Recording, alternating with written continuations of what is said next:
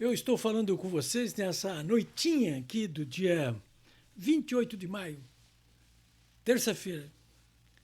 São 6 horas e 6 minutos. Tempo fechado em Porto Alegre. Nublado o dia todo. Mas pelo menos a enchente está baixando o nível, principalmente do Lago Guaíba aqui em Porto Alegre. Mas não é sobre isso que eu quero falar com vocês.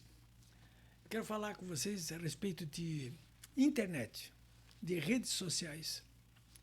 Mas do ponto de vista político, porque hoje o Congresso deu uma lavada no consórcio Supremo Tribunal Federal, mais governo do PT, mais mídia tradicional. Já vou falar sobre isso aí. Mas antes eu quero passar 3 números para vocês, até para entender melhor o conteúdo do que eu vou falar, né? O Brasil tem 220 milhões de habitantes e 260 milhões de telefones celulares. Olha aqui, ó. Isso aqui, ó. Dá até para falar por ele. 260 milhões de celulares. 156 milhões de brasileiros usam isso aqui ou o computador para navegar pela internet. É um negócio formidável. 156 milhões de brasileiros usam a internet.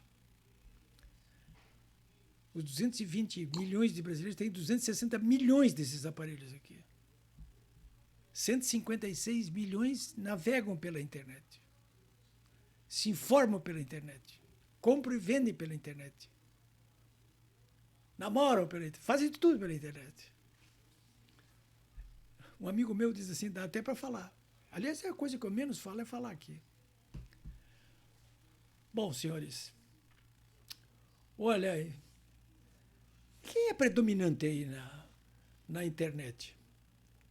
A Gazeta do Povo tem um estudo, vocês podem ir lá no Google e verificar, né? Fez uma análise exclusivamente do Facebook, que é apenas uma das ferramentas. Né? Provavelmente é a mais usada, né? O Facebook. E constatou que 63% dos 156 milhões, ou do total que usam o Facebook, melhor isto, 63% são de direita e 43% é de centro ou esquerda. É um domínio, hein? É um domínio muito grande. Bom, esses são os dados aí. Eu vou voltar a falar sobre esse assunto aí, porque eu sou dessa área, né? Vocês sabem disso. Tem um blog www.polibebraga.com.br. Tem uma média diária de 45 mil leitores, né? No Brasil, o jornal diário que tem maior circulação tem 400 mil. Bom, senhores, e sobre essa decisão de hoje do Congresso, que é essa reunião da Câmara e do Senado? Olha, o governo nomeado, ele mobilizou o lulopetismo e os seus aliados esquerdopatas e fisiológicos da direita para derrubar um veto aposto ainda do tempo do ex-presidente Bolsonaro. O Bolsonaro apôs um veto a uma lei que mudava a Lei de Segurança Nacional e um dos artigos, o 46, que ele vetou, estabelecia censura nas redes sociais, atingindo com ênfase as tias do Zap. Mas todos nós. O governo fez de tudo para evitar, para derrubar esse veto do Bolsonaro. Perdeu. Como diz o Barroso, perdeu, mané. Olha, eles pressionaram mesmo para valer. Não pode fazer mais nada. O veto do ex-presidente Jair Bolsonaro impedia a tipificação de crime como crime, a disseminação de fake news, com penas de até 5 anos de cadeia. Mas o resultado, no âmbito do Congresso, foi acachapante contra o governo, contra o consórcio dele com o Supremo e com a mídia tradicional. Foram 317 votos a favor da manutenção do veto do Bolsonaro e 139 pela derrubada. Olha, 317 a 139. Perdeu, mano. Foi uma derrota cachapante do consórcio Supremo, governo PT, grande mídia, o eixo do mal. O Supremo, eu só quero lembrar a vocês, tem insistido em, entre aspas, regular, controlar, na verdade, censurar as atividades das redes sociais. das manifestações pela internet, avançando ilegalmente sobre prerrogativas do Legislativo. Mas hoje tomou outra resposta do Legislativo, que não quer saber dessa usurpação por parte do Supremo. Já tinha tomado outras do Legislativo, o Supremo, mas pelo jeito não aprendeu. Mas mais recentemente, o Supremo resolveu recolher os flaps diante dos protestos do bilionário americano Elon Musk, dono do X, e diante de investigações em curso no âmbito do próprio Congresso dos Estados Unidos. É por isso que o Supremo mandou Moraes moderar as suas ações e esse tom beligerante que ele vinha empregando no trato com a oposição. De outro lado, o governo Lula, no mesmo diapasão, mas mais melífluo, vem aproveitando tudo que é brecha para também meter a sua colher contra as redes sociais, tentando amordaçar a liberdade de expressão através delas.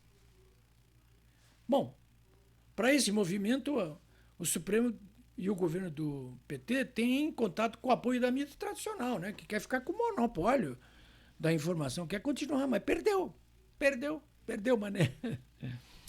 Bom, o fato é o seguinte, que o termo censura, ele continua hoje, como esteve nos últimos dias, entre os assuntos mais comentados do antigo Twitter no Brasil, tudo como resultado da campanha que parlamentares da oposição, sobretudo jornalistas, fizeram pela manutenção do veto do Bolsonaro, portanto, contra a derrubada de um veto presidencial que ampliava a legislação já existente, tudo com o objetivo de garrotear a livre expressão de quem usa as redes sociais, com ênfase para as chamadas tias do Zap e os oposicionistas.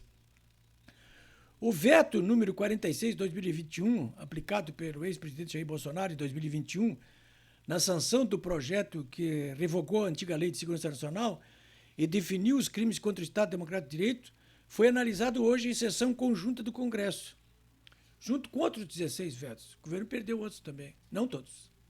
Alguns ele conseguiu levar, a maioria. Bom, todos os parlamentares da oposição, entre deputados e senadores, além de lideranças da direita, patriotas, democratas, foram mobilizados justamente pelas redes sociais para manter esse veto, que freou a tipificação do crime de comunicação enganosa em massa, que caracterizaria as fake news e imporia penas de até 5 anos de prisão para quem cometesse esse crime. Bom, senhores, a derrubada do veto defendida pelo governo Lula e pela bancada governista na Câmara e no Senado criminalizaria mais ainda quem usa as redes sociais. A verdade é, eu já estou concluindo, a verdade é que todos temem, eles todos, o eixo do mal, temem o avanço do povo no conhecimento e na análise dos fatos. Pior ainda, na tomada de posição sobre tudo o que acontece, inclusive a respeito das mentiras dessa gente autoritária, atrasada, corrupta e corruptora, esses sanguessugas que desde 1500 arvoram-se em donos do poder no Brasil. As redes sociais e a internet vieram para ficar no mundo inteiro.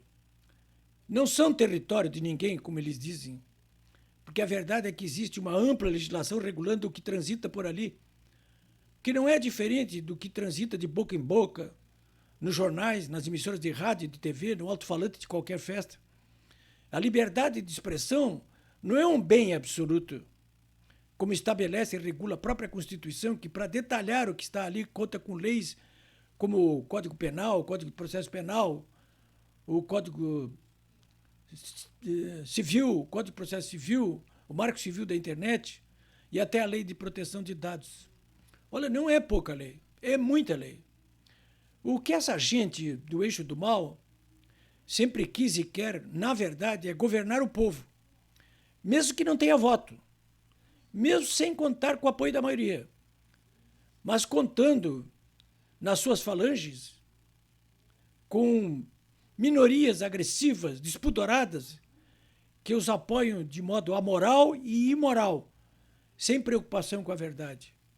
São os renegados sociais e políticos de sempre, os filhos de Caim.